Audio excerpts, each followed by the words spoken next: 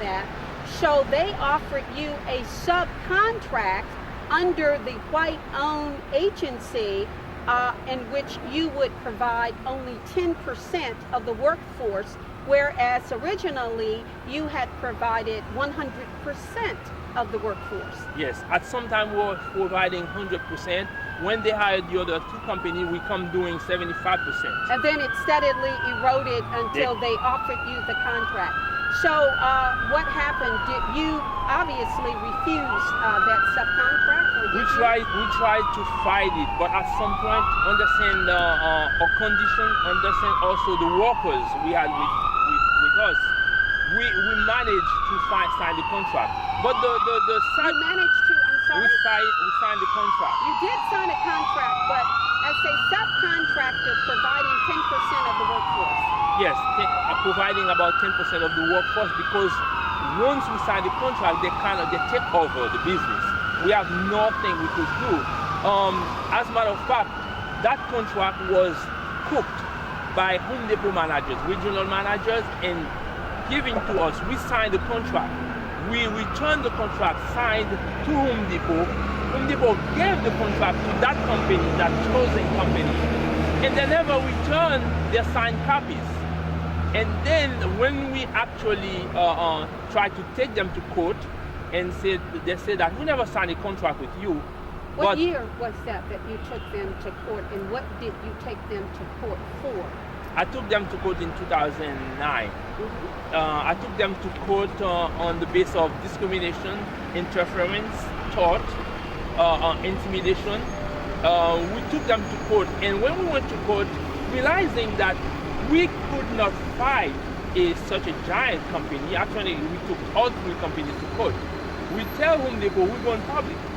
When you say all three companies, you mean Home Depot, the contractor, and then another company also. And the other company that they had hired as well. Yes. Okay, so your lawsuit was against the three entities, Home Depot and its two contractors. Yes. And then after we went to court, realizing that we cannot fight those giants, we tell Home Depot we're going public. The sad part of it, Home Depot sent us a letter saying we support all those civil rights organizations.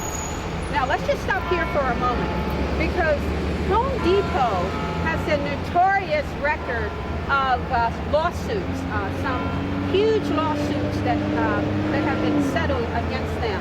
They had filed against them a racial discrimination lawsuit, a gender discrimination lawsuit, an age discrimination lawsuit. One can go through literally every venue, every sector-ism of discrimination, and Home Depot has been sued and, in fact, have had to pay out millions of dollars to settle those cases. So we know on their word alone that the record is just the opposite of what they told you. Actually, Home Depot has supplier diversity that work with minorities. But, or so they say. Yes, that's what they say. But actually, Home Depot does not really work with minorities, or they choose who they want to work with. This is one of the reasons why we find ourselves in that situation. Home Depot telling us we support the civil rights organization was very scary for us, because as a minority, we know that we can, if we have a problem, because the system doesn't give us a chance as a small business to stand in court and then fight those big giants. Therefore, we could probably go public and find a civil rights leader to help us. But when Home Depot say we support all of them, so it was very frightening. So let's talk about your court case. What eventually happened? Actually, since we didn't have enough money to keep the case going, the judge gave us some time we had to hire another lawyer, because the lawyer we had we have to pay more money to that lawyer. We could not do it. We end up looking for another lawyer, and then the case was finally dismissed without prejudice. So telling us that once we're ready, we can come back. because we were supposed to go for case management. We didn't make it through the case management because we ran out of money. This is one of the reasons why many vendors out there don't have a chance to develop their business, because when they're faced with situation like that, they don't have the monetary power, they don't have money to be able to go to court and say, I'm going to fight a giant. All of them just end up, go under the bed because they don't have the courage to go out there and then expose it.